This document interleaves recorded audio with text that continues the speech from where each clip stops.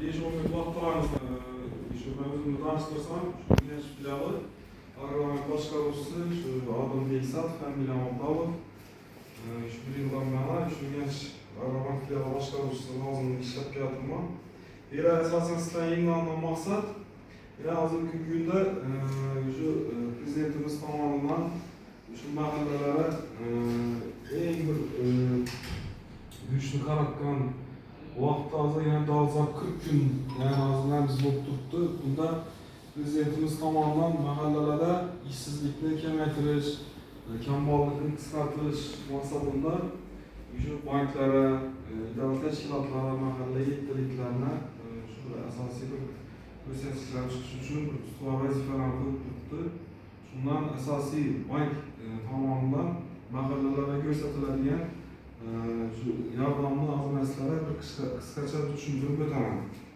Asosan mahallalarda aholining ishsizlikni kamaytirish maqsadida birinchi mahallalarda xatlovni o'zlarimiz agrobankga biriktirilgan mahallalarda xatlovni o'tkazib oldik. Bunda xatlov natijasida aniqlangan ishsiz fuqarolarni biz ish bilan ta'minlab, o'zini uy sharoitidan kelib chiqib, novi ixtisoslashuvidan kelib chiqib, shu fuqarolar bilan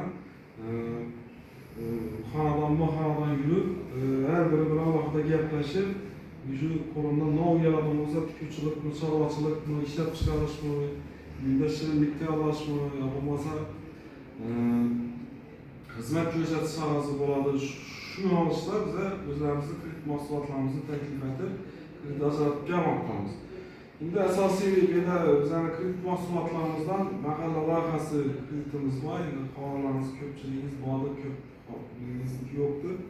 Mahalla loyihasi agrobankga biriktirilgan mahallalarda 50 million so'mgacha to'g'ridan-to'g'ri plastik kartochkaga shu mahallada ro'yxatdan o'tgan fuqarolarga 50 million 7 yil muddatda 2 yil imtiyozli davlat bilan 25% dan plastik kartochka tashlab beramiz. Bunda o'zingizni tadbirkorlik yo'nalishini kengaytirajak bizda vaqtcha bir namingiz bo'lsa, shuni kengaytirib ishlashga qilyapmiz. Shundan buyon o'zi plastikni o'zidan ehtiyojingiz bo'lsa, shuni ishlatasiz tadbirkorchilik yo'nalishida. Bunda asosiy maqsad kamida 2 odamni o'zini-o'zi band etgan holda ish bilan ta'minlash belgilab o'tilgan. Bundan tashqari biznesda birinchi qadam kreditimiz bor, 17 million odam. Shu biznesni birinchi boshlayotgan odamlar, masalan, ko'pchilik odamlar baribir kreditdan nadadir qo'rqadi, to'lab bilaman yo'qmi? 17 million odam. Shu 5 yil muddatda 25% dan 17 million odam to'g'ridan-to'g'ri kamida bir odamni o'zini-o'zi band etgan holda prямо plastik kartochkaga tashlab beradi. Bundan tashqari oilaviy tadbirkorlik dasturi faqat mikrokredit bilan Xalq bankda bo'ladi. Bu yildan Agrobankga qo'shildi.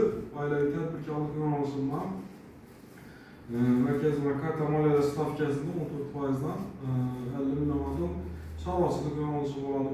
Ishlab chiqarish, xizmat ko'rsatish sohasidan bemalol eng past foizli oilaviy tadbirkorlik yo'nalishimizdan 50 million odam kredit olishlaringiz mumkin shu muddatda. Bundan tashqari bu yil yana davlatimiz tomonidan shu imkoniyat berildi. Ijtimoiy reyestrda turgan fuqarolar 0% dan 50 million odam kredit olib, o'z uy sharoitida tadbirkorchilikni yo'lga qo'yishi mumkin. Agar bunlardan o'tgandan keyin ko'p odam kredit olib, ishlab, ish o'rni yaratib o'tdi. Sal katta raqamdan boshlayman.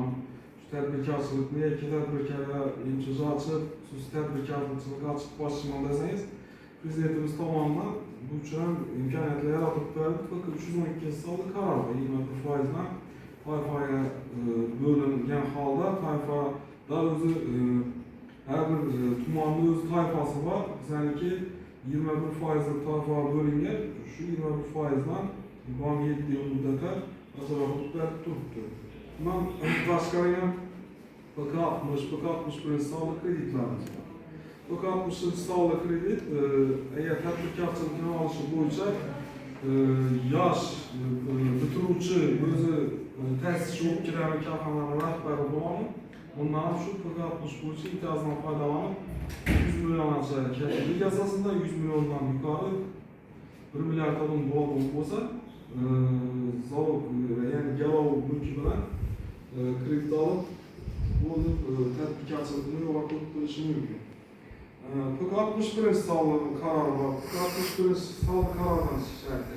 Agar sizlarning xonadoningizda, oila a'zolaringizdan farzandlaringiz bo'ladimi yoki ukalaringiz bo'ladimi, bitiruvchi yosh bo'lsa, xohlasan bitiruvchi yosh ta'sischisi bo'lib kelsin, xohla korxona rahbari bo'lib kelsin, xohla shu ishlab turgan korxonaga shu bitiruvchi yoshni olsangizlar, bu PK61 sonli kreditdan 100 million olsa, 100 milliondan yuqori zavod garov bilan bog'liq bo'lsa, 1 milliarddan yuqori bog'liq bo'lsa, shu garovni olishsangiz mumkin.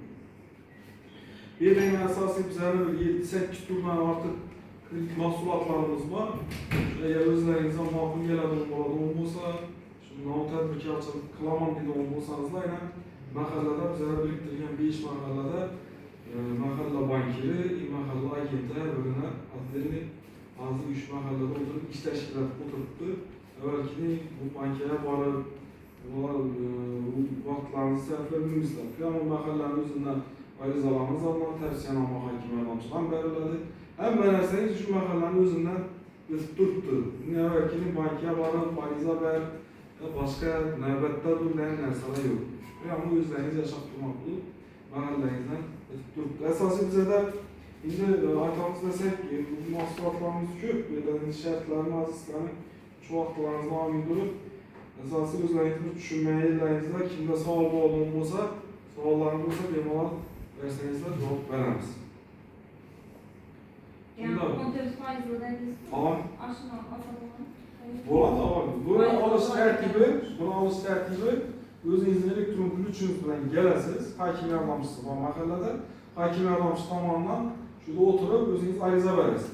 Hokim yordamchi ko'radi, aytasiz ishingizni ko'radi, borib xonadoningizni uyatadilar, o'rganadilar. Davlat mamlakati arizani banki beradi. Shu ichki shunda arizangizni ko'rib, chiqib kreditinizni olib beradi.